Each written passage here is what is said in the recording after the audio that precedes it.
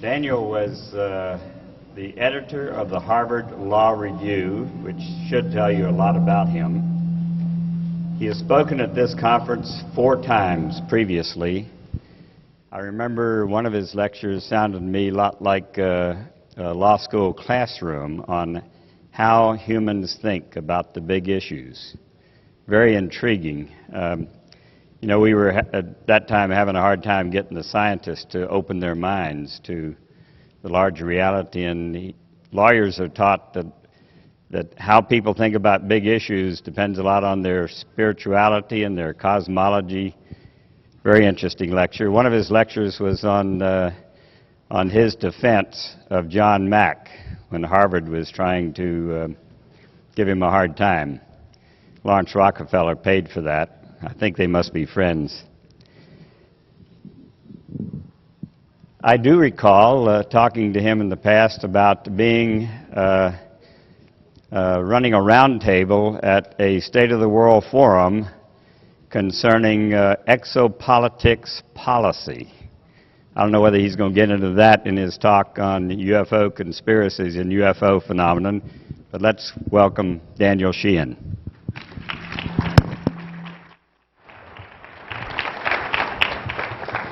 Thank you, Dan.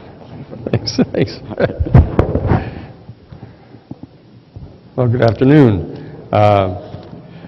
Sorry about the short notice here that John was unable to make it, so they came out and said, is there an Irishman in the audience that might be willing to fill in here? So what I want to do in the time that we have here today is I want to talk about the issue of conspiracy theory and its relationship to the UFO phenomenon.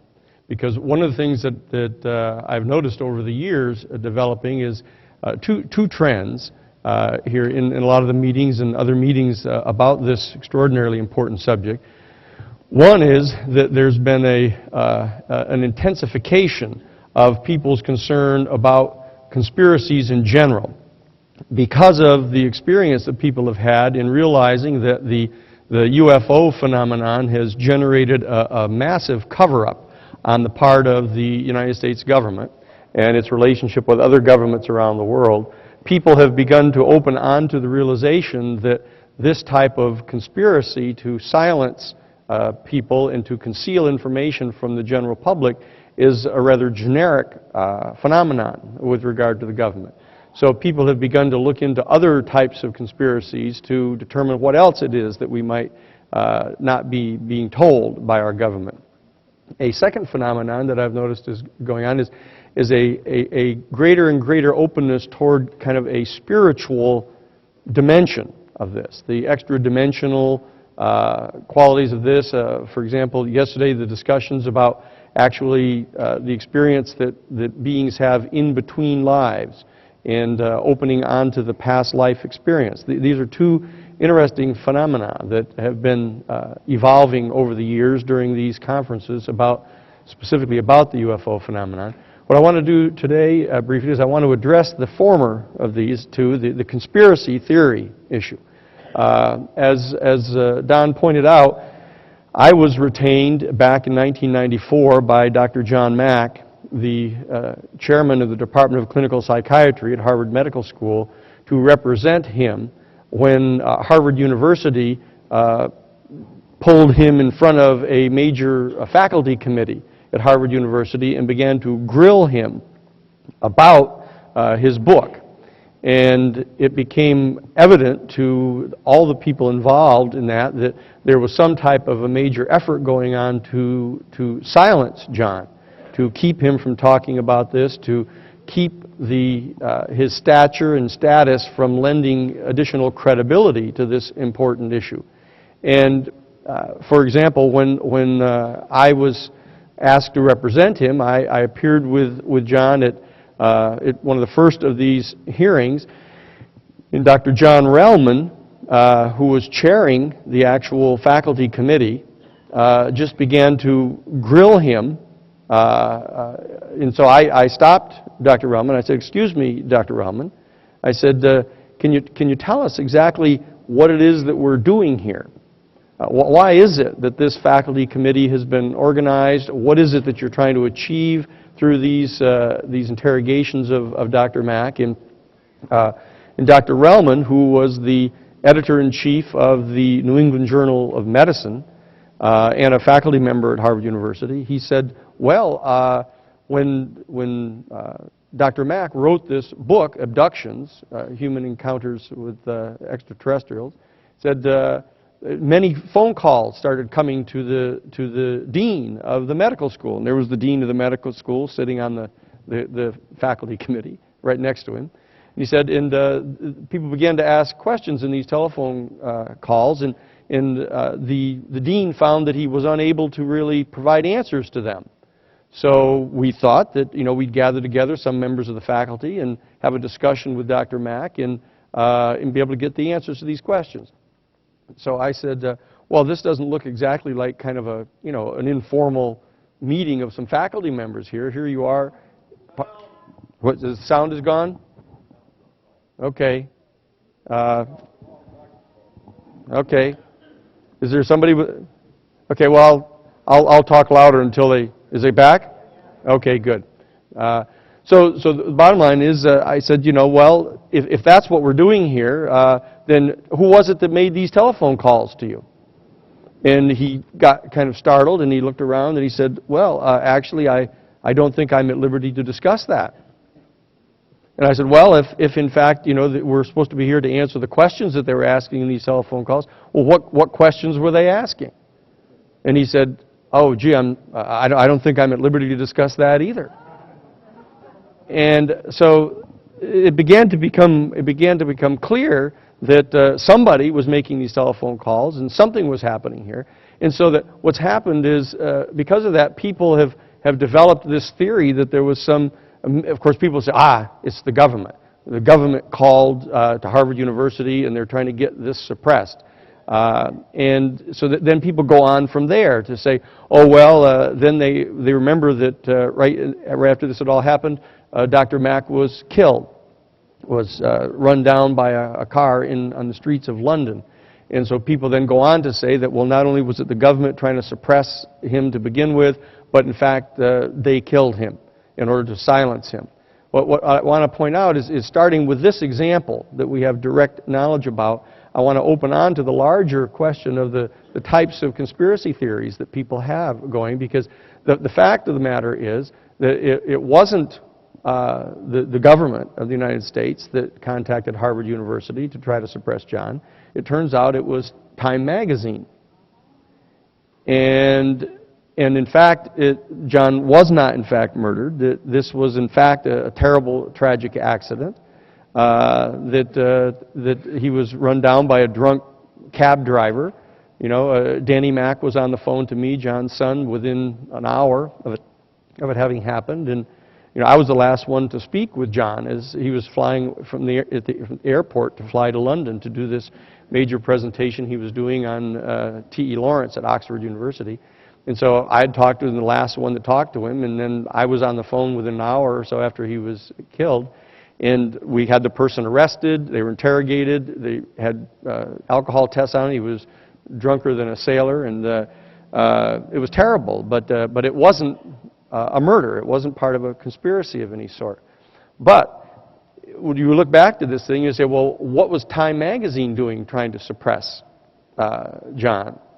And it turns out that this begins to open on to what the conspiracy is really all about, because having done many cases, I've done a number of major investigations. I did the Karen Silkwood Case investigation to track down who it was that killed Karen Silkwood and why they had done that.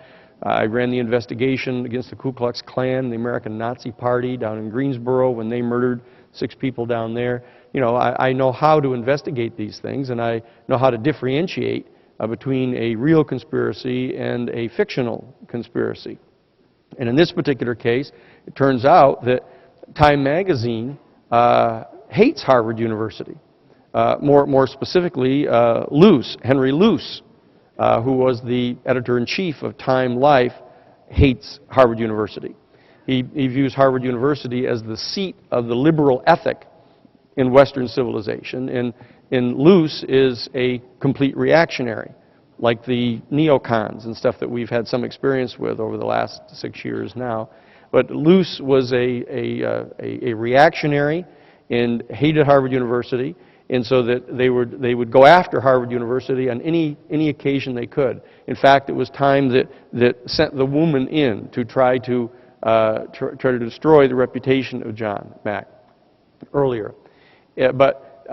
When you begin to start to see what's actually happening here, if you probe deeper into it, you begin to discover what the contours and context of a real conspiracy looks like.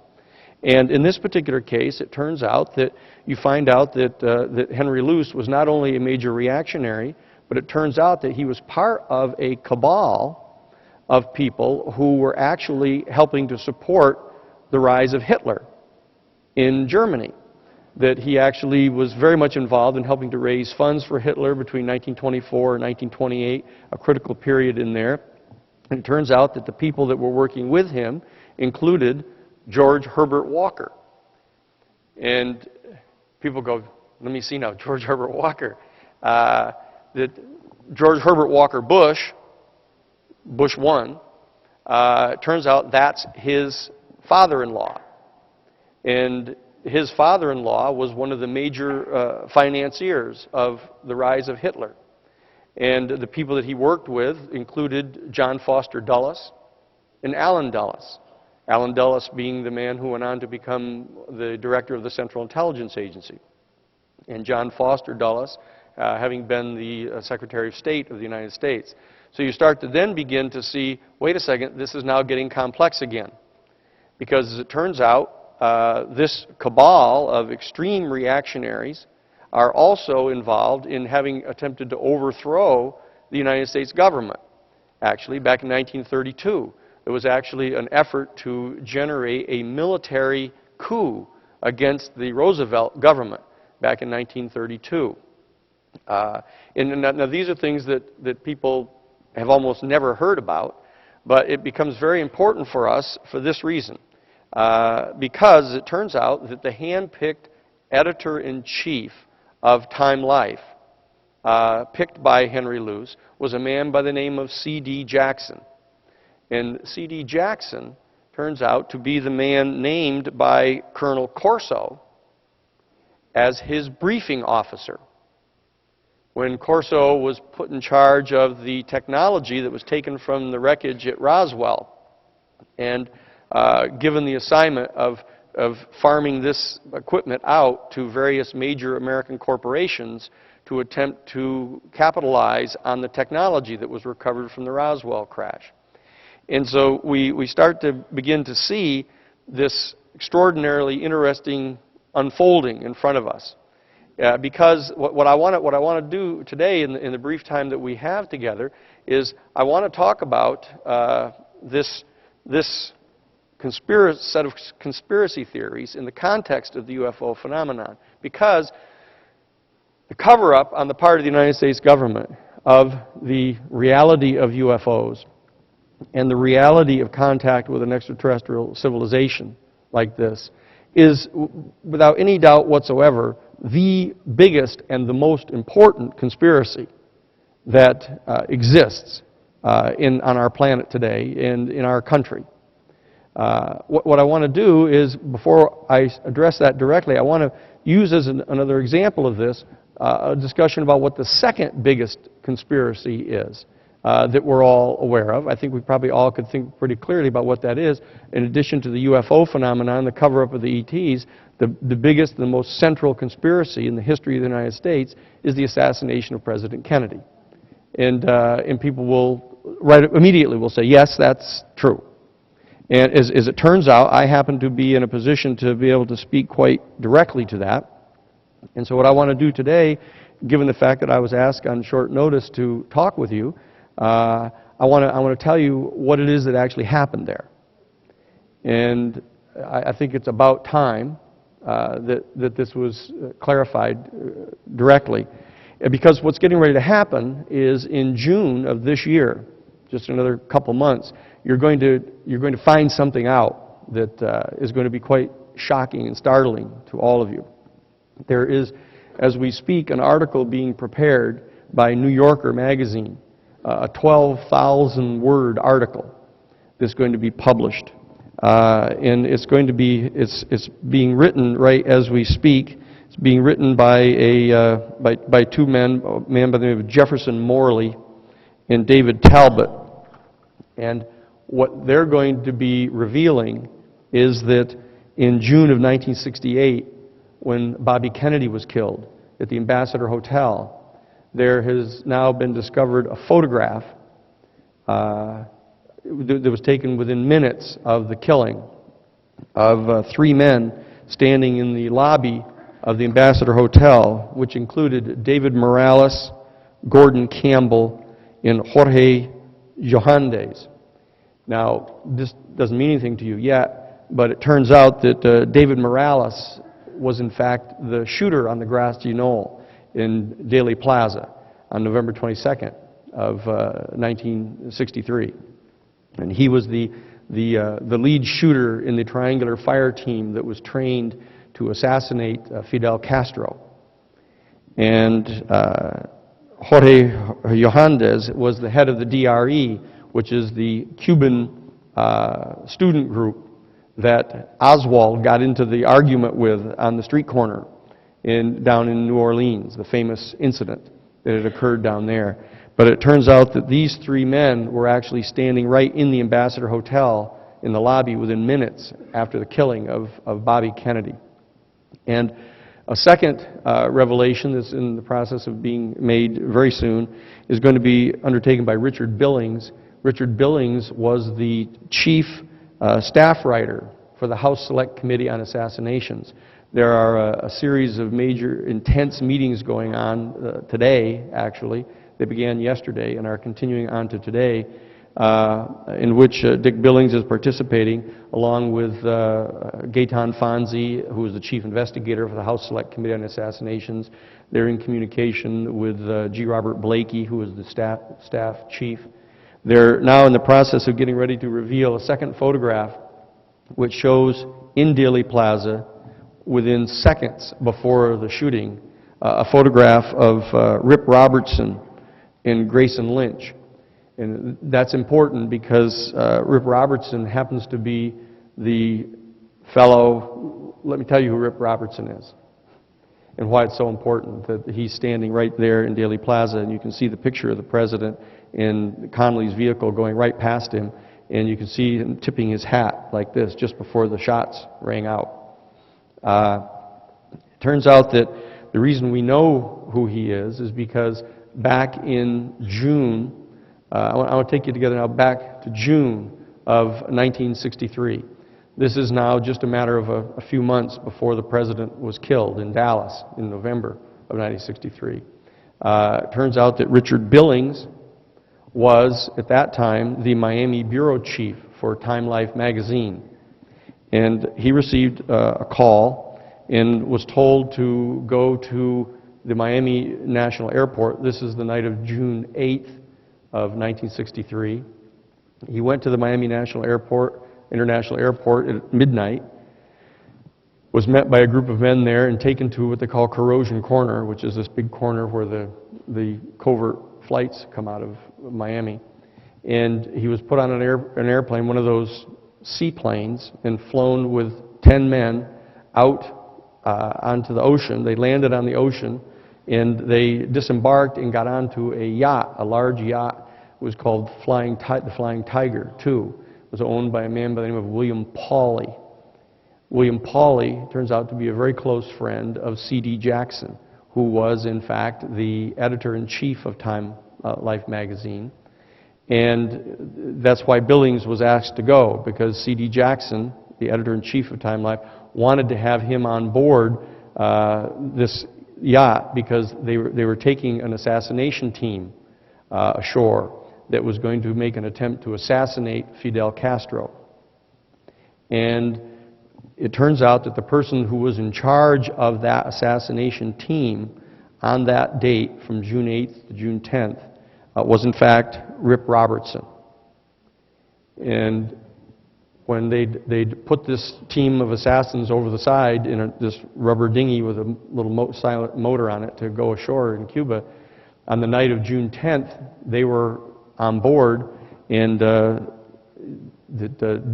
Dick Billings was standing there with William Pauley and a man named John Marino, and they were griping about John Kennedy and Bob Kennedy having ordered them to stand down from trying to assassinate Castro. Because as soon as Bobby and John found out early in June that there was an assassination team that was put together to kill Castro, they gave the order to stand them down. And this, we know about this particular evening, what occurred, because when John Moreno was griping about the Kennedys and what SOBs they were and how rotten they were for trying to stop them from killing Castro, William Pauley turned directly to him that night on June 10th of 1963 in the presence of Dick Billings and the others and said, "Don't you worry, John, we're going to kill that motherfucker." And these are the people who know exactly how to do that stuff. This was the major assassination team that was put together to kill Castro.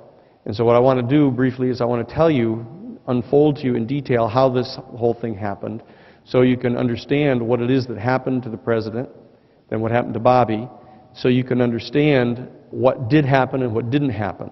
And so you can see what the real contours of a conspiracy are like and what they're not like, so that we can then use that as a template to evaluate what's going on here in the UFO field.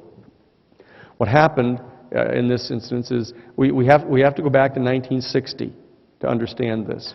That, as you recall, in June of 1960, Richard Nixon, who had been the Vice President of the United States for 8 years under the Eisenhower-Nixon administration, from 1952 to 1960, Richard Nixon, in June of 1960, is nominated by the Republican National Convention to be the presidential nominee for the Republican Party. What he does is he contacts, immediately within 2 days, he contacts Howard Hughes.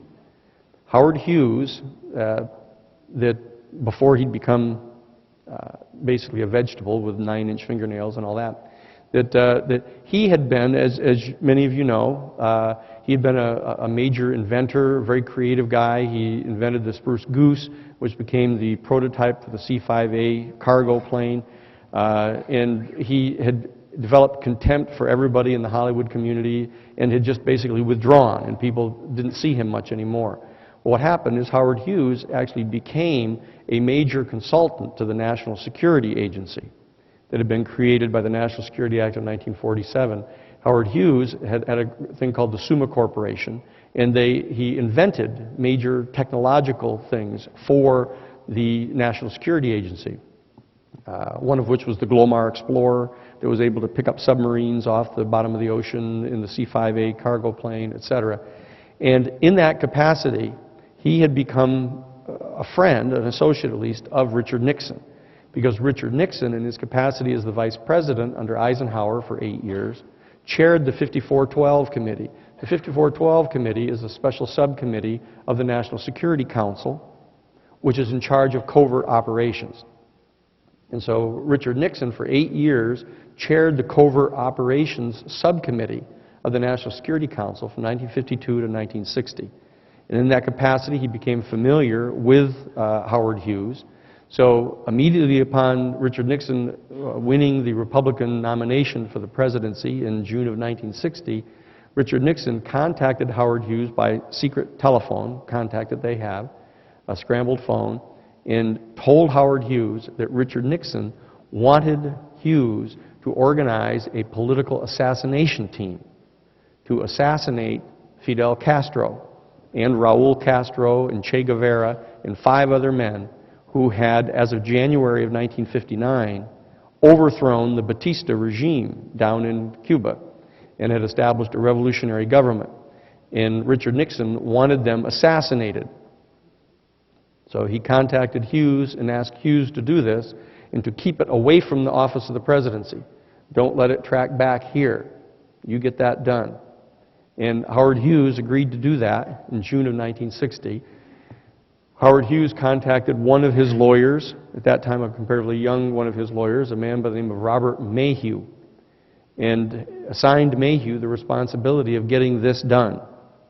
Robert Mayhew, in turn, contacted a man by the name of Johnny Roselli in Las Vegas. You remember Howard Hughes owned, this, I think, the Sands Hotel, or at that time, one of them, and was there. And so Johnny Roselli was the representative in Las Vegas for Sam Giancana, the Don of the Mafia in Chicago, who, as you know, are deeply involved in the casinos in Las Vegas. And so Howard Hughes' lawyer, Bob Mayhew, contacts Johnny Roselli and says, the president, they started referring to Nixon as the president already, because they said, well, there's this young pipsqueak kid from Massachusetts that's been nominated by the Democratic Party, this John Kennedy, you know, whose old man has kind of bought him the nomination, and so everybody thought that Nixon was going to win.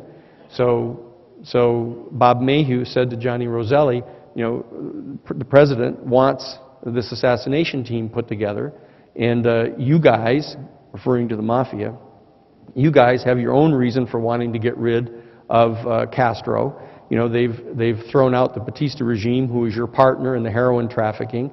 They've closed down all the gambling casinos, the prostitution houses and stuff all through Cuba. So you have your own reason for wanting to kill him. So the president would like you to do this. So Johnny Roselli goes back to Chicago and meets with Sam Giancana and tells him that Nixon wants this assassination team put together, and Howard Hughes is going to be authorizing this.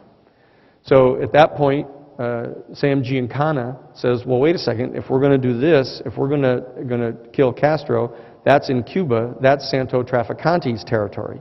And Santo Traficante is the Don of the Mafia in Cuba, now in exile in Tampa.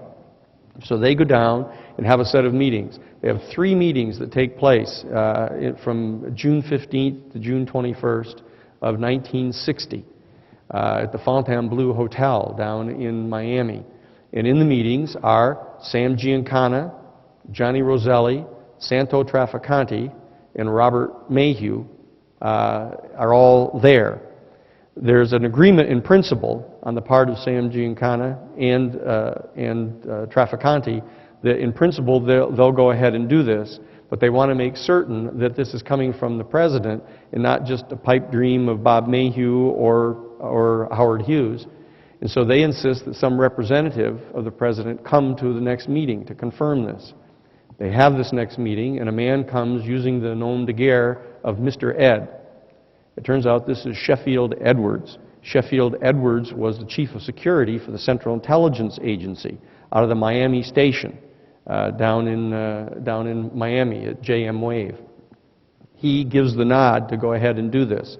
So what they did, what Sam Giancana and Santo Traficante did, very wisely, what they did, they selected 15 gunmen who in fact were gunmen for Santo Traficante, who had been gunmen that protected their casinos and their heroin trafficking, etc., who then, as of June of 1960, were working with the American Central Intelligence Agency in a thing called Operation Mongoose, which was a covert CIA program supervised by Richard Nixon to attempt to overthrow the government of Castro. And they were running boats in and blowing up bridges and burning sugar plantations and poisoning crops, etc. And this was called Operation 40, was the code name for this. So what Santo Traficante did is he retained to participate in this assassination team 15 men who were all anti-Castro Cubans who had worked for him, but were at the present time working for the CIA. So he could bring them in to participate in this assassination team, and if anything happened that any one of them got discovered, the CIA would probably move in to try to protect them being revealed, because they were afraid that it would look like it was the CIA doing this, which it turns out it was not as such. So they put this team together, the 15 of them, and they were called the S-Force. S is in Sam, the S-Force. There were 15 men on it. The major shooter of which was David Morales, There was Rafael Chichi Quintero, Ricardo Chavez, Rolando Martinez. There were the Suez brothers. There were 15 of these guys. Jose Posada Correa was one of the guys. They were all anti-Castro, rabid anti-Castro, right-wing Cubans, and they participated in this. What was done is they spread these 15 men out in 5 paramilitary camps that were based along the southwestern United States. There was one on Star Island, just off Florida. There was one on Swan Island. There was one in the Everglades, and there were 2 at Lake Pontchartrain, outside of New Orleans. And the 15 men were divided up among all 5 of these camps, so they were not in one place together. And what they would do is they would gather these men up in private planes and fly them to Fort Huachuca in Arizona. And they would then disappear off the rolls of being signed into Fort Huachuca, and then they would take them secretly and fly them down to Oaxaca, Mexico. They'd fly them down to Oaxaca, Mexico, to a ranch that was owned by Clint Murchison. Clint Murchison is the son of the man who owned the Santa Anita racetrack in California, where John Edgar Hoover used to go all the time for free. And there was a ranch that they owned down in Oaxaca, Mexico. This was made the Triangular Fire Team base, where they were training a Triangular Fire Team assassination group, these 15 men, to kill Castro and the other Cubans. And this particular base was funded, this becomes important, it was funded by a skim of cash off the casinos in Las Vegas that Marcella out of New Orleans was in charge of. They would skim the money off the casinos, the cash money, so that it couldn't be traced. They would drive it in huge boxes in cars, in the trunks of cars, all the way to Miami, and they would deposit it in the Miami National Bank that was owned by Meyer Lansky. And then they would wire the money to the International Credit Bank in Geneva, Switzerland, owned by a man by the name of Gaillon. And then they would wire it down into the Mexican bank, in the Banco Internacional, down in Mexico City, and put it into an account of a man by the name of Ogario, who was an attorney in Mexico City.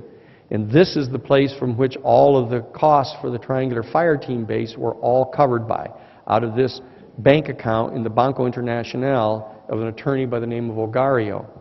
This whole operation was rolling in place when, lo and behold, Richard Nixon did not get elected president in November of 1960, but instead John Kennedy was actually elected and appointed his brother Bobby as the Attorney General, as we all recall. And when they found out that there was this Operation 40 that was going on, attempting to overthrow the Castro government, and that Nixon had agreed that as soon as he came into office in January of 1961, they were going to transmute Operation 40 into an actual military invasion of Cuba. They were actually going to send ashore a team of anti-Castro Cubans, and they were going to set up a beachhead at the Bay of Pigs, announce that they were a new freedom-liberated government, and Nixon was going to send in the United States Marine Corps into Cuba to overthrow the Castro government and declare a free government, and put Batista back into power and put the mafia back into power to be handling the heroin trade again, because it was the income from the heroin trade, part of it, that was funding the Kuomintang, the KMT, the nationalist Chinese, that was all set up by the Central Intelligence Agency. This was their covert means of funding. This was the plan. But what happened, long story, but what happened is when they messed up at the Bay of Pigs and the invasion collapsed, Kennedy was upset about this, and as you recall, he said he was going to stop this kind of operations against Cuba, informed the Soviet Union, Khrushchev, that this was his mistake, that he allowed this to go forward, and he promised Khrushchev that there would be no more efforts to overthrow the Cuban government. Well, it turns out that was not true either, because all they did in the Kennedy administration was transformed it from Operation 40. They renamed it Operation Mongoose, and ran the Mongoose operation against Castro. But the Kennedy brothers, this is extremely important to understand, did not know about the assassination team. Because the assassination team was not a CIA operation, it was not a government operation, it was done out through this complete back channel by Richard Nixon with Howard Hughes, working together with Sam Giancana and Santo Trafficante. And so the Kennedy brothers didn't know anything about this. But when they continued the Operation Mongoose against Castro, Khrushchev became furious that he'd been lied to by this young president, and he began to put missiles, nuclear missiles, into Cuba. And as we all recall, the Cuban Missile Crisis came down in October of 1962, and we came to the very brink of thermonuclear war on that night in October. On October 28th, that evening, President Kennedy issued an ultimatum to Khrushchev saying that there was a line drawn in the sea that was a particular line of longitude, and that if in fact the Russian freighters carrying new missiles crossed that line, we would be technically in a state of war with the Soviet Union. And what happened is on that night, the freighter did in fact cross the line, and they had it tracked on real-time satellite by the NSA, and they saw that it crossed the line. The entire Joint Chiefs of Staff of the United States military went into session, emergency session, and voted unanimously to go to nuclear first strike against the Soviet Union on that night of October 28th. That would have been the end of the world as we know it. And they voted unanimously to go to first strike because they'd run through this scenario 1,000 times and you can't blink. And, you know, and John Kennedy, when he was told this vote, he ordered them to stand down. And he said, "I will not be the man that does this." And he ordered the stand down of that attack. And he stood everybody down, went off DEFCON 3, and he said that he was going to, in fact, reach out to Castro. They were going to establish communications with them now. He sent a liaison to talk with Khrushchev, and they were going to try to disassemble the nuclear weapons to stop this thing, because he was confronted directly with the moment of the end of the human species. So what happened is Kennedy at that time gave the absolute order that all of the operations against Cuba were to stop. And he ordered the shutdown of all 5 of these paramilitary bases on Star Island and Swan Island and in the Everglades and the 2 of them at Lake Pontchartrain, ordered them to be shut down. And the fact is, the anti-Castro Cubans that were manning those bases and conducting those paramilitary attacks refused to obey the president. And in fact, in January of 1963, now this is, remember the October Missile Crisis of 1962, and in November they're ordered to shut down those bases. They refused to do it. And then in January of 1963, that next month, it turns out that Frank Sturgis, who was one of the liaison, along with E. Howard Hunt, to the assassination group of these people, led an attack against Cuba from Star Island. And unknown to anybody until this point tonight, or this afternoon, it turns out that John Kennedy and Bobby Kennedy in January of 1963 ordered a full military strike against the island.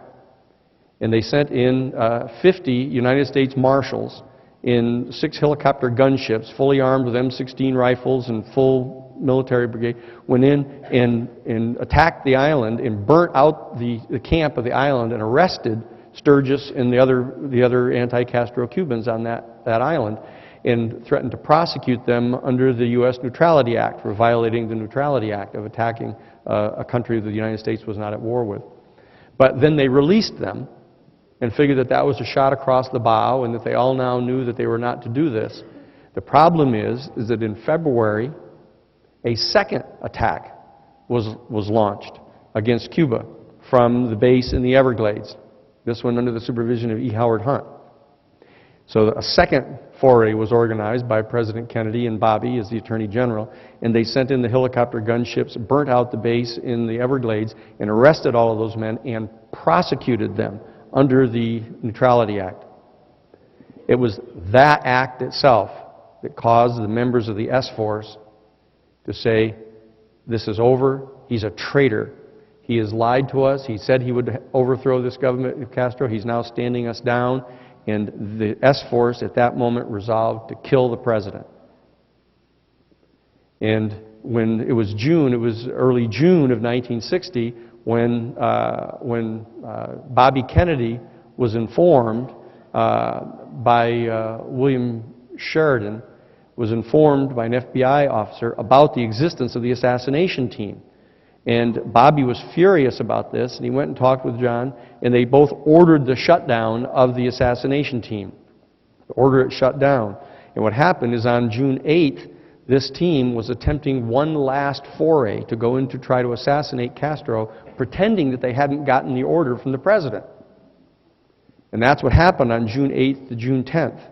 And that's what brought about that strange event on the night of June 10th when William Pauley stated directly in the presence of Dick Billings, the Miami bureau chief of Time Life magazine, that they were going to kill the president. And they attempted to kill him in Miami. They were going to kill him in Miami. And they got word that it was too dangerous and the president canceled the trip. And then they killed him in Dallas. And as soon as the word went out that they were looking for Lee Harvey Oswald as a suspect in that killing, which, you know, happened basically within an hour of the killing. They were all after this guy, Lee Harvey Oswald. And everybody who heard that, who knew about the S-Force, realized that it was the S-Force that had killed the president, because Lee Harvey Oswald is the man that the S-Force was setting up to take the fall for killing Castro. And what they had done is they had just done a complete 180 and had set him up. And DeMore and Shield got him the job at the Texas Book Depository, and they set him up for taking a fall for killing the president. And Tippett was supposed to kill him.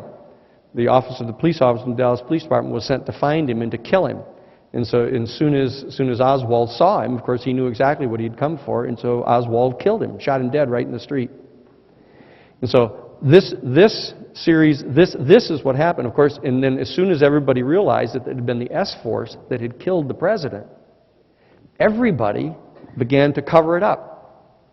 Everybody began to conceal it, to conceal the existence of the team, to conceal the fact that they were in the field to try to kill Castro.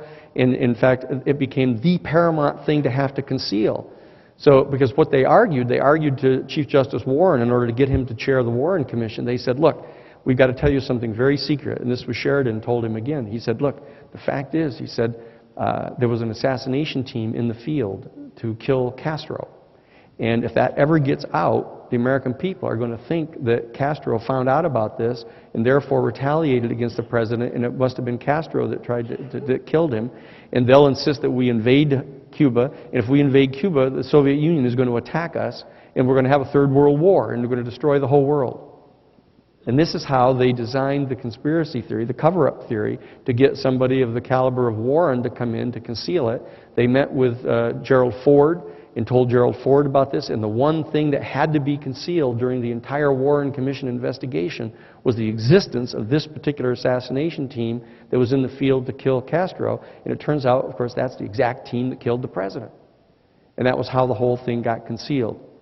And it becomes very important when you understand that it was Rip Robertson that was the head of the team that was on the boat that night, on the Flying Tiger too, in June 8th to June 10th of 1963, that was the head of the assassination team. And there he is in Dealey Plaza on November 22nd of 1963, within seconds of the shots fired, with Grayson Lynch, his assistant, standing right next to him, tipping the hat like this just before the shots rang out. And David Morales, the chief shooter, was the one on the grassy knoll that actually fired the fatal shots that killed the president. And there he is in June of 1968, standing in the Ambassador Hotel, along with the guy who was the head of the Cuban student group that was the one that had the fight with Oswald on the street. So what you see has happened here is that this cabal that had been put together are the ones that killed the president. And it became critical later because, just as a kind of parenthetical aside, this is what the entire Watergate burglary was all about. Because it turns out that when President Nixon lost the election in 1960, as you know, he ran again in 1968 after Bobby was killed, that Bobby would have won the Democratic nomination, would have won the presidency, And they were terrified about Bobby Kennedy coming to office because you know perfectly well the first thing that Bobby Kennedy as the new president would have done was launch a full-scale investigation of the assassination of John. And so Bobby was killed in June of 1968.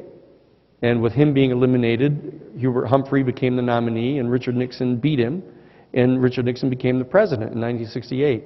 But when Richard Nixon was running for re-election in 1972, he became terrified because right after he got the nomination in 1972 of June, it turns out the Democratic National Committee selected to be the head of the Democratic National Committee with their offices in the Watergate Hotel, Larry O'Brien. It turns out that Larry O'Brien was for 25 years the chief lobbyist in Washington, D.C. for Howard Hughes. And Nixon became terrified. He said, wait a second. All of a sudden, he's just all of a sudden quit being the Washington lobbyist for Howard Hughes after 25 years and has become the head of the Democratic National Committee that's organizing the campaign against me. What if he knows? What if he knows that I'm the one that got Howard Hughes to put together the assassination team, which is the team that actually killed the president? This is the only possible way I can lose the election. And so Nixon orders Jeb Magruder to send in the plumbers to wire up the telephones of Larry O'Brien in the Watergate Hotel. And when they got caught in the Watergate Hotel, you may remember, when the burglars got arrested and they were taken into custody, they found in the pocket of Bernard Barker a canceled check that was drawn on the Banco Internacional down in Mexico City from an account of a lawyer by the name of Ogario. That's the key to the whole thing. That's what the problem was, is that because they couldn't tell anybody else what it is they were looking for in the wiretaps, they had to send in actual people who were part of the S-Force. Those Cubans that were in the hotel in the burglary were part of the S-Force because they knew what they were looking for to determine whether he knew about the assassination team. And because of that, they paid them right out of the same account down in Mexico City in the Banco Internacional.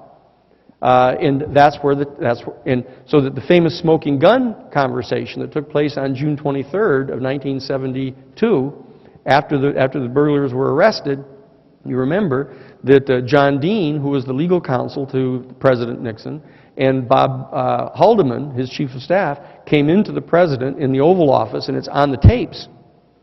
And John Dean says, Mr. President, I think we've got a problem here. And Nixon says, what is that, John? And he said, well, just got a call from Pat Gray, who was the new head of the FBI, because Hoover had just died 2 weeks earlier. And Pat Gray says that they've been asked to investigate this bank down in Mexico City. This is right on the tapes. In this account where the check in Bernard Barker's pocket was cleared through. And Pat Gray wants to know whether that's going to cause any problem. There's a big long pause, and Richard Nixon says, John, I want you to go see Vernon Walters and Dick Helms over at the agency, the CIA. And I want you to have them contact the FBI and tell them to get the hell out of this investigation right now. There's a big long pause, and John Dean says, well, Mr. President, what am I supposed to tell them to say?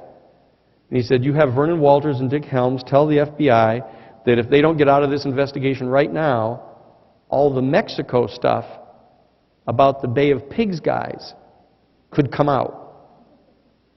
That's the smoking gun conversation. That's the conversation for which Richard Nixon was impeached for obstructing justice by ordering the Central Intelligence Agency to shut down the investigation. And it was that next day there was scheduled an FBI agent, the number 2 man in the office of the FBI, by the name of Mark Felt, who was Deep Throat, was assigned the next day. He was supposed to conduct the interview of the attorney by the name of Ogario down in Mexico City. And he was ordered by Vernon Walters and Dick Helms to stand down, and that's what caused him to reach out and contact Bob Woodward and to start to tell him the story about what was going on, to get rid of the president, to get him out of office. So this, and of course now you see that when Bobby had the chance of becoming president, they killed him and they killed John. But it wasn't the CIA that killed John Kennedy. It wasn't the FBI that killed John Kennedy. It wasn't, in fact, just the mafia that killed John Kennedy. It was something different than that. But it was a little bit of everything in there, because I've just told you exactly how the thing happened. And so you have to step back from that and you say, well, what is that? It wasn't the Pentagon killing him because they wanted to, because he was getting set to withdraw all the troops out of Vietnam. And it wasn't the Israeli Mossad that killed him because, Kennedy was going to be attacking Mossad, and, none of those things.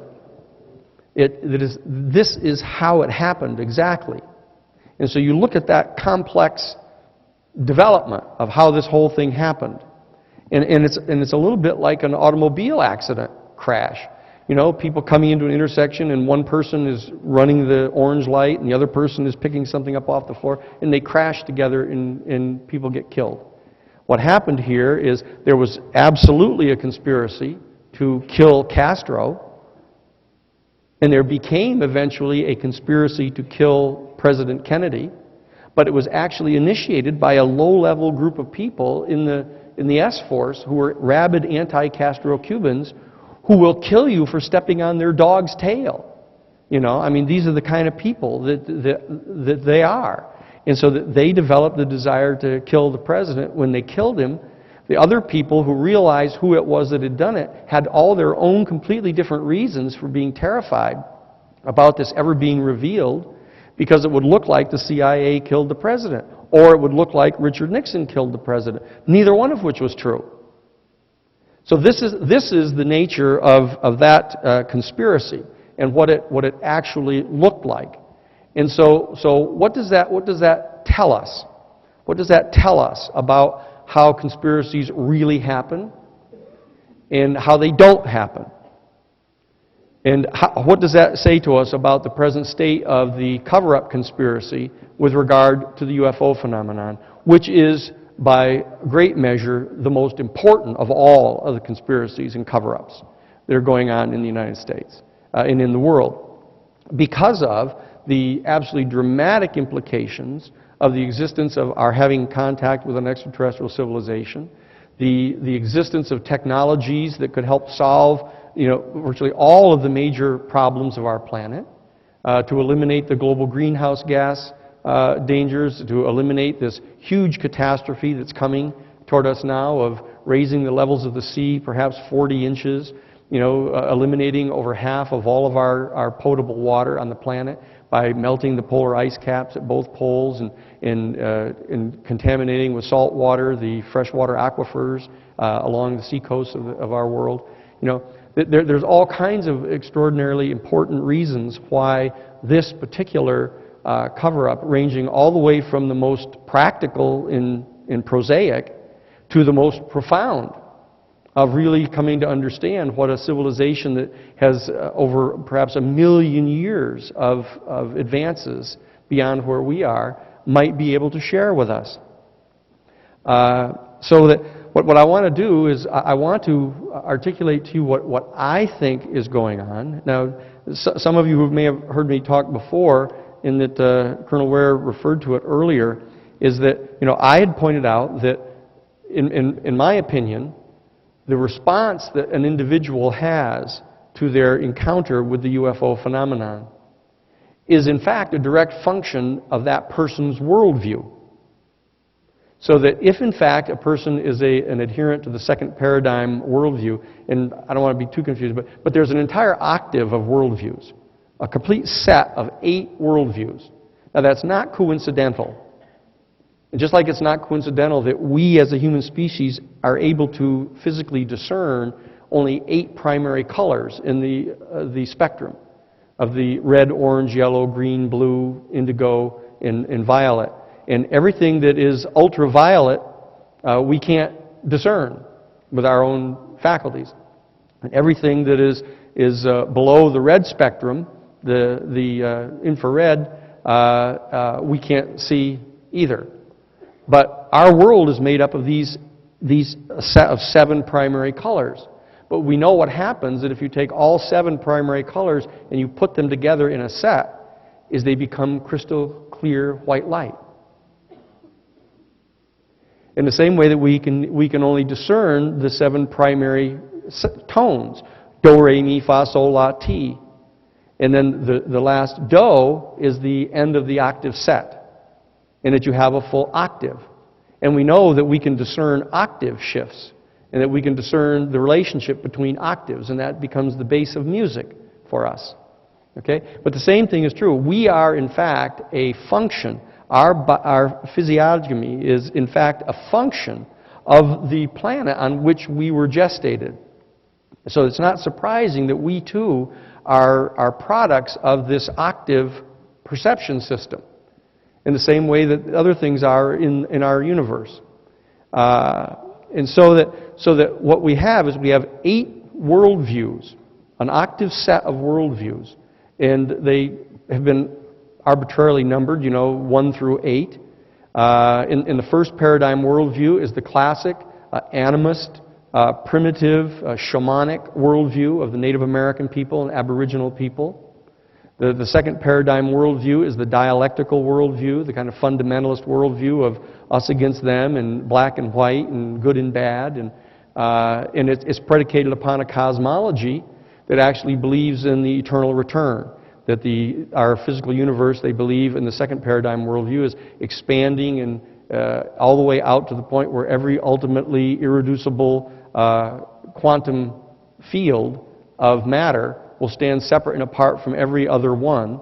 But at that point, the impetus that has been imposed upon them by the Big Bang will have been completely spent, and it'll stand in a state of stasis, and the degree of attraction that every single ultimately irreducible integer of matter in the entire universe has one for another will at that point be superior and will start to draw back together again, and will then collapse back together to form quarks and muons and neutrinos and electrons and atoms and molecules and compounds and mixtures and planets and stars and galaxies again.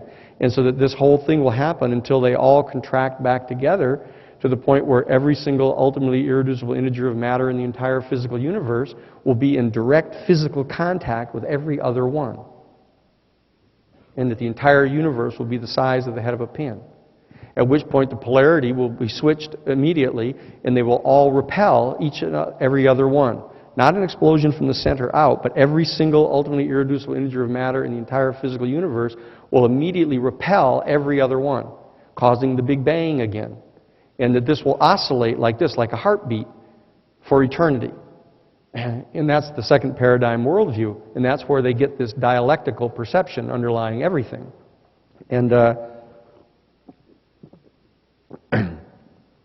so there's a whole range of these worldviews, and each and every one of the worldviews has its own completely separate and definitively different cosmology. For example, the first paradigm cosmology believes that when that point is reached where, as we know, the universe is expanding out and away from the locus of the Big Bang, and all matter is disintegrating pursuant to its rate of atomic breakdown, each element. And that point is going on, and there will in fact come a point where every ultimately irreducible integer of matter in the entire universe, which would be an inchoate quantum field, will stand separate and apart from every other one. The adherents to the first paradigm worldview believe that at that point, the impetus imposed upon them by the Big Bang will continue to push them out and away from each other, and that the entire physical universe will disintegrate.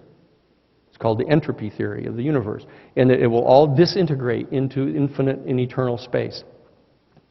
It's kind of a bummer.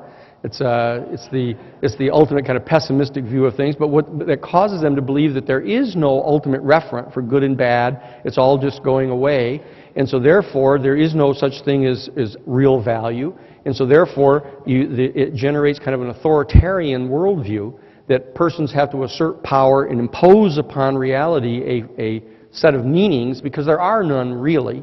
And so therefore some authoritative or authoritarian leader has to assert power, and it sets up a paradigm, a first paradigm worldview, where you have warlords and chieftains, etc. But So what I'm saying is that these worldviews, going all the way from the extreme right of the first paradigm worldview to the second paradigm dialectical worldview to the third paradigm existential worldview to the fourth paradigm scientific, logical, positivist, materialist worldview, the classic Newtonian Cartesian worldview that is the champion of the scientific world. And then there's the fifth paradigm worldview, which is the Platonic worldview of idealism. And then the sixth paradigm worldview, which is the worldview of quantum physics, the one that we're opening onto right now, what we're calling the new worldview, is this quantum worldview that since 1923 to 1926, where Max Planck and the others discovered the quantum mechanical world, that this new worldview is the one that's opening now.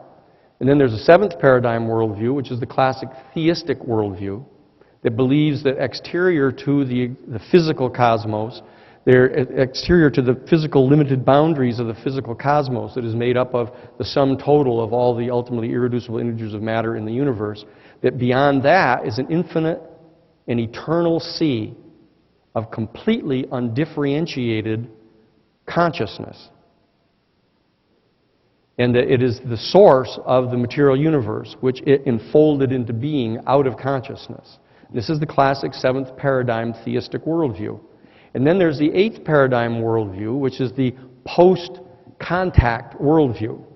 When we have actually confirmed and established contact with an extraterrestrial civilization and learn how to travel to the stars and how to travel to other galaxies, that this is going to be the worldview that we're opening onto, at which point our human species will take the next full step in evolution.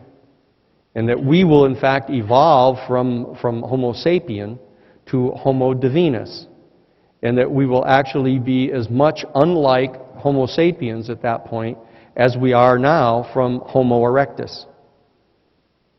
So that's what's in the offing right now. And so you can see how important this issue of contact with an extraterrestrial civilization is, because it offers to bring us beyond the highest paradigm that we have now, or worldview, which is our classic theistic worldview, even well beyond the mere quantum worldview that we're sort of coming onto linearly right now. So it's extraordinarily important that we take great care in husbanding and midwifing this worldview.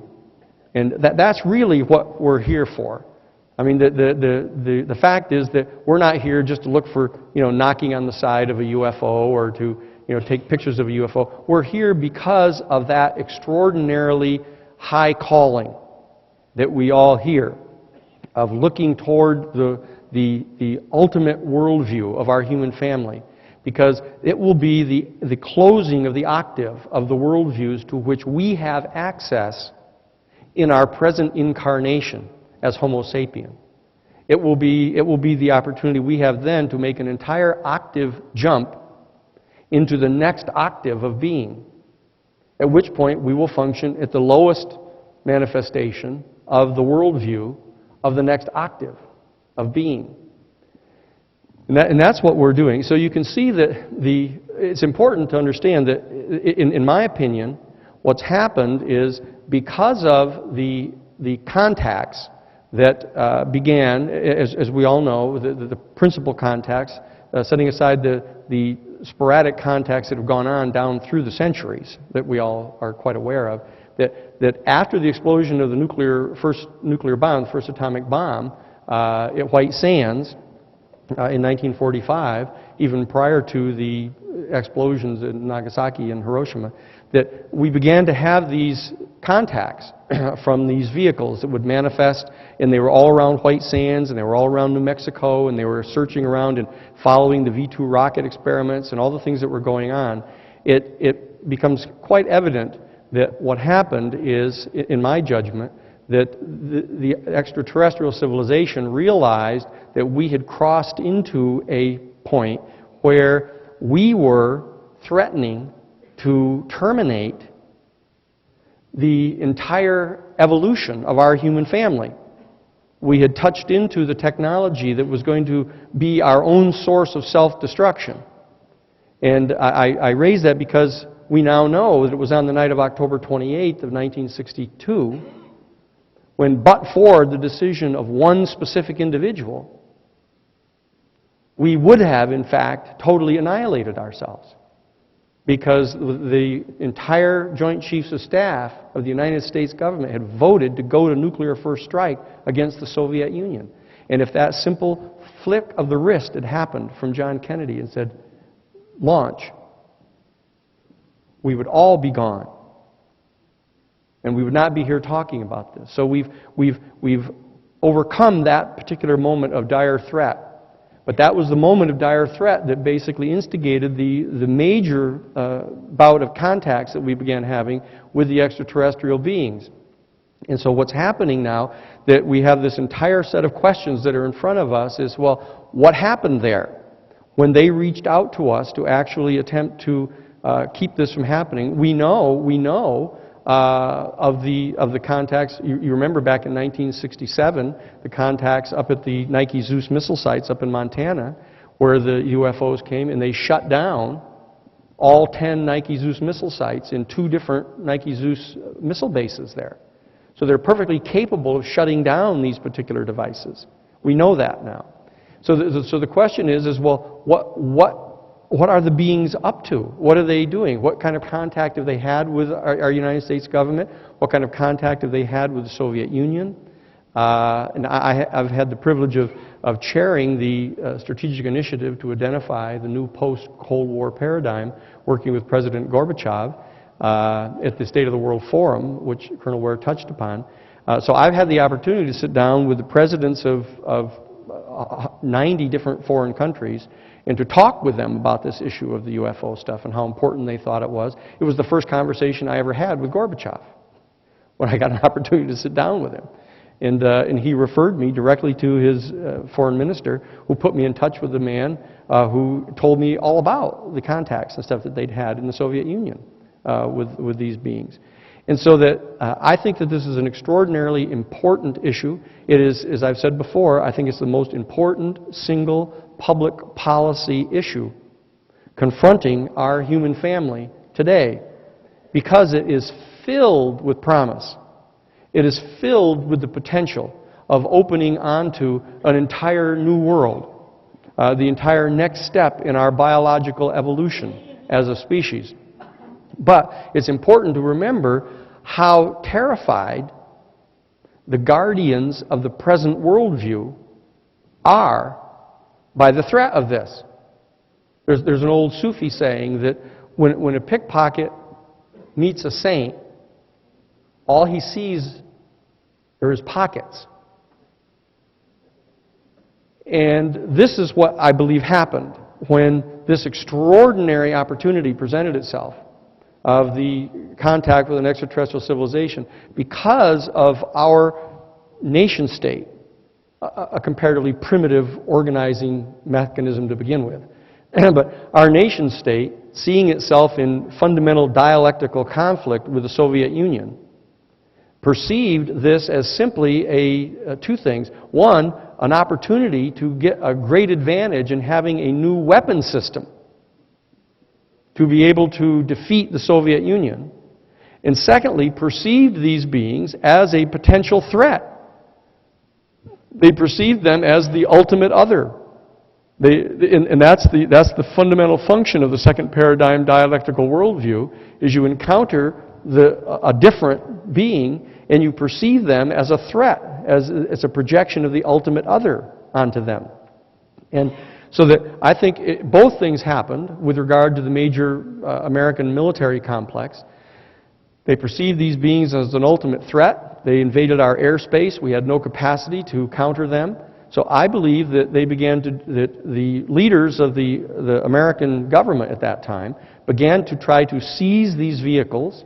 As you know, they began to try to shoot them down with radar beams, and they tried to develop special weapon systems to shoot these vehicles down, to capture them, to try to get at the technology, to understand the technology so we could develop a new weapon system with which to become the all-powerful source of power on the planet. And that's the sinful motive that basically has been driving the leaders of our nation state since the original encounter, both to develop the weapon to vanquish the Soviet Union and to assert our hegemony over the entire world, but also to try to develop some type of a weapon system to be able to challenge the actual extraterrestrial civilization itself. And this constitutes the greatest single threat to our entire future. To have people of this particular mindset governing our policies so that they are planning to try to vanquish this extraterrestrial civilization, to shoot down their vehicles, to establish a dialectical, warlike dynamic with them, to carry this primitive worldview out into the stars. And that is the worldview that will not be allowed off the planet. That worldview cannot be exported into the stars.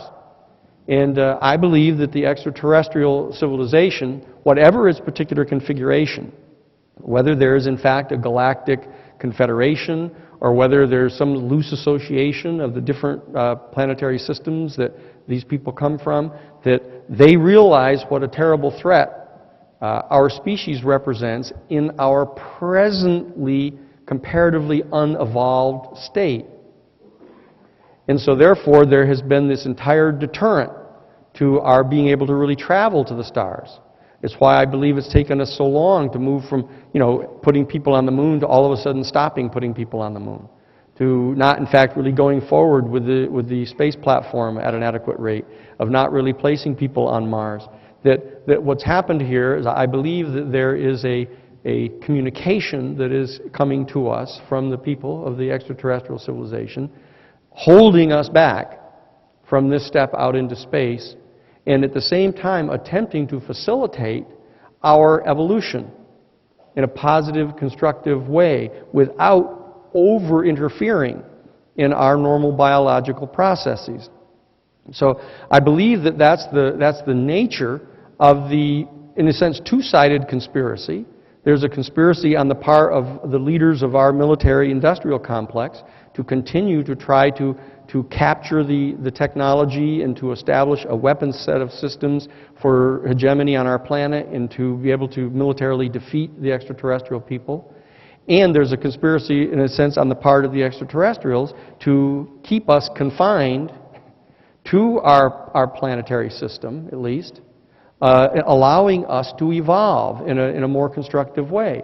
So that I believe that one of the most important things that we can do, what I was doing with Dr. Mack when John was unfortunately killed, we were attempting to actually train contactees because we discovered through John's work and others' work that, as you know, you've discovered that when a person has a contact like this, where they are actually taken aboard a vehicle, it turns out that that's not the first time that it's happened to them.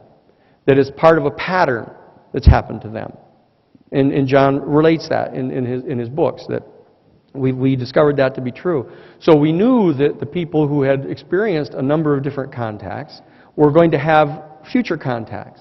And so what we were doing is attempting to train the people to engage in holotropic breathing, the breathing that John was using. It's not hypnosis, it's just a manner of calming one's whole system down. And that we were attempting to get people to be trained that when they knew this was getting ready to happen again, because as you know, people can tell when it's getting ready to happen again. They start to get that feeling. There's this whole kind of ionizing field that comes around them, and that they know it's happening. And if they start to do the holotropic breathing that Stanislav Grof developed, they can calm themselves, and instead of panicking when the beings appear, one can just say, okay, I'm fine, stay calm here. Because the reason that they freeze people, the reason that they paralyze people, is because they're afraid of us. Because when we get panicked, we get very violent, and we're big and strong. And so that they have to do that for their own protection. But once they realize that people are in a state of calm and are open to have communications with them, people can talk with them and say, look, let's have an intelligent conversation here. You know, what can I do? What can we? So we were attempting to kind of open diplomatic communications with them directly, which is, of course, in fact, how we did it with the Soviet Union. That a very dear friend of mine, Dr. James Garrison, the different Jim Garrison, was the head of the Gorbachev Foundation, and he was on my staff when I was general counsel for the United States Jesuit headquarters. Jim Garrison was my staff person on the nuclear weapons disarmament issue. And we sent him to the Soviet Union. That's how he met Gorbachev. And that's the conversations he had with Gorbachev about having to eliminate the nuclear weapons. And it was part of the consideration that Gorbachev engaged in deciding that he was going to shut down the Soviet Union as a major threat to the world. And that because of this, we know that there is a process by means of which you can open diplomatic channels directly to potential adversaries. And so we began a thing of citizen diplomacy, going back and forth to the Soviet Union, getting to meet scientists, getting to meet politicians, getting to meet business people, etc. And we opened up that line of communications to the Soviet Union that actually freed up Gorbachev and other people that were working with him to open on to normalizing relations with the West. And so that's the plan that I'm part of, is trying to open direct communications with the people from the extraterrestrial civilization, to establish dialogue with them, and to have them be able to understand, as they do, that not all people on our planet are adherents to the second paradigm, militarist, dialectical, confrontational, warlike worldview. That we have people in all the different paradigms. And that what we're in is that I think that the paradigm that we need to look to for the immediate future is what I call the sixth paradigm worldview. This new worldview of quantum physics that is opening to us. William Teller has written about this, the beginning of a new worldview. I think, in fact, I saw some copies of his book out there where they're actually talking about trying to integrate in the discoveries that were made between 1923 and 1926 in the field of quantum physics into our worldview, to actually modify our Cartesian Newtonian worldview with the insights of the new worldview, and that I believe that this is the next step that we can take clearly. And I think that it will become the worldview that is characteristic of virtually all of the people that are in what is called the UFO community. Those of us that are in this worldview, I think, need to understand what the full template really is. So I would suggest that you look into the sixth paradigm worldview of quantum physics, and understand that at the base of every worldview is a certain set of assumptions about physics and about their cosmology. The cosmology, as I said, there's the oscillating universe, there's the ultimately expanding universe, there's the stable universe, but it has to do with understanding what the laws of physics are that are functioning, and what the relationship is between the laws of physics and our biological evolution. Because there's obviously something going on. I mean, obviously, the eyeball did not evolve just at random. Thinking, people have made some references before, but, thinking that the eyeball just happened as a result of a bunch of random mutations is like thinking that you can take, a full warehouse that's got all of the subcomponent elements of a 747, and you hit it with an infinite number of tornadoes, and one of them is going to build a 747. That isn't going to happen. There are a set of principles in guiding laws that are functioning beneath our evolution. And Teilhard de Chardin talks about this a lot. So if you read Teilhard de Chardin is the articulator of the mode of spiritual expression of the sixth paradigm. And people like Tiller are the physicist for the sixth paradigm. There's another fellow by the name of what's his name? Saul Paul Sirag. Yeah, there's another physicist who's working in these particular areas. But what I'm suggesting to you in the closing moments here is that there is a way in which you can get access to the kind of materials that will help you clarify a lot of inchoate ideas that you have at the present time, that you can feel it just beyond your reach. And that you can begin to look at some of these materials and begin to see, there's the full template of what the full worldview is going to look like, this new sixth paradigm, new paradigm worldview. And I happen to now be the president of the New Paradigm Institute, which is out in Santa Cruz, California, and it is a 501c3 progeny of the State of the World Forum of Gorbachev in the hearings that we held at the end of the Cold War, attempting to lift up this new worldview, to articulate this new worldview, and to understand that we have to lift up away from getting trapped in these conspiracy theories. Though conspiracies are real, the conspiracies tend to be a function of the second paradigm dialectical worldview. And one is attempting to say there's all these bad guys that are all part of one big, huge kind of amorphous mass, and they're in dialectical struggle with all of us good people. What I'm suggesting to you in closing is that that is far too simplistic an analysis. And it's a function of a worldview that is extremely outdated. And so what I'm asking is that you look into this newer worldview, the sixth paradigm, new paradigm worldview of quantum physics, of holographic subsets of reality that we find ourselves in, and that through this pathway we reach out to the stars, through this pathway we reach out to our friends in the extraterrestrial civilization, and through this pathway we reach out to each other so that we can come to understand more thoroughly what the cosmology is of this worldview, what its theory of the evolution of human consciousness is, what its mode of spiritual expression is, and ultimately what its social form will be, so that we will know what the new world looks like while it's in the offing. And that way, we can all become co-conspirators in breathing together, to conspiratu, that we can all breathe together and breathe in sync with our sisters and brothers from the stars. We can breathe together with our sisters and brothers in our movement, and that we can open on to this new world. Thank you very, very much for this. Thank you.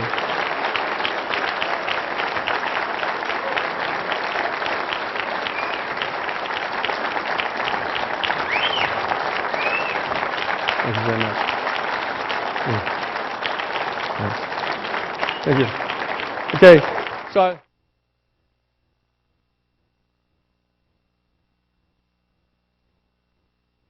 good things to talk with you about. Okay, thank you so much. Thank you.